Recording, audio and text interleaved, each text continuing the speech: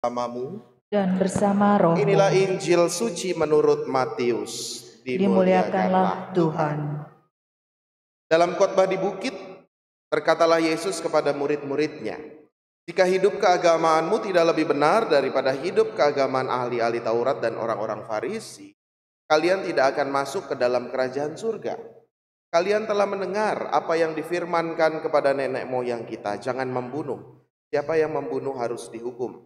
Tetapi aku berkata kepadamu, tiap orang yang marah terhadap saudaranya harus dihukum. Barang siapa berkata kepada saudaranya kafir harus dihadapkan ke mahkamah agama. Dan siapa yang berkata jahil harus diserahkan ke dalam neraka yang menyala-nyala. Sebab itu, jika engkau mempersembahkan persembahan di atas mezbah, dan engkau teringat akan sesuatu yang ada dalam hati saudaramu terhadap engkau, tinggalkanlah persembahan di depan mezbah itu. Pergilah berdamai dahulu dengan saudaramu, lalu kembali untuk mempersembahkan persembahan itu. Segeralah berdamai dengan lawanmu selama engkau bersama-sama dengan dia di tengah-tengah jalan, supaya lawanmu itu jangan menyerahkan kau kepada hakim, dan hakim itu menyerahkan engkau kepada pembantunya, dan engkau dilemparkan ke dalam penjara.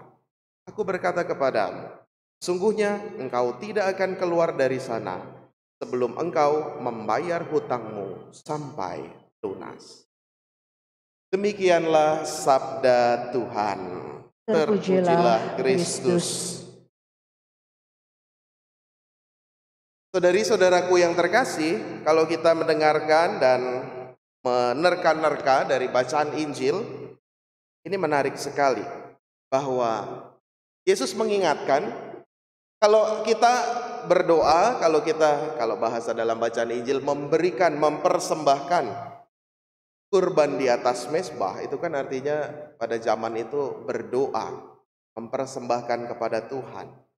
Oke, kamu bagus berdoa, kamu bagus ke gereja, tapi ingat, kalau hatimu masih berdendam, kalau hatimu masih ada sangkutan, kalau hatimu masih suka marah sama orang, selesaikan dulu. Jangan dicampur-campur. Jangan berdoa kepada Tuhan tapi hatinya penuh dendam. Jangan datang ke gereja tapi hatinya sebenarnya lagi penuh kekesalan. Tidak akan bisa. Karena doa itu buahnya apa? Damai.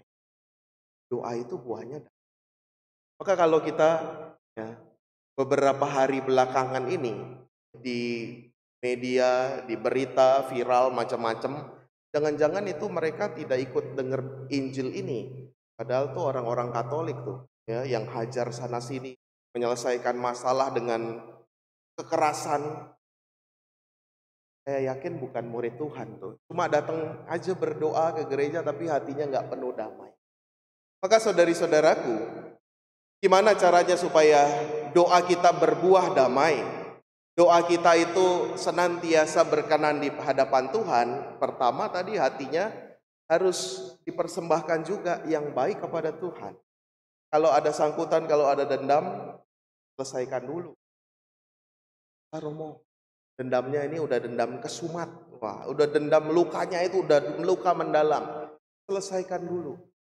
Selesaikan. Atau paling tidak ampuni dulu kesalahan orang-orang yang bersalah kepada kita. Sehingga doa kita tenang. Dan apa yang kita lakukan berkenan di hadapan.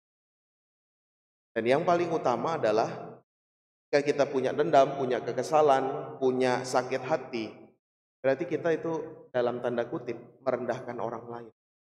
Padahal kalau tadi kita jalan salib, tema kita adalah kesejahteraan bersama. Sesama kita juga harus dihargai, harus dihormati. Karena lebih dari sekedar kata, kan ada lagunya sekarang yang lagi hits, yang lagi diputar di mana-mana. Lagunya kan, sebab kau terlalu indah dari sekedar kata, dunia berhenti berputar menikmati indahmu. Sama kita lebih dari sekedar kata sesama. Sama kita itu adalah ciptaan Tuhan, sesama kita adalah objek kasih Allah juga. Maka kita juga mau mengasihi sesama, sehingga apa? Sehingga doa-doa kita berkenan. hadapan Tuhan. Kita hening sejenak. Allah Bapa yang Maha Baik, kami bersyukur atas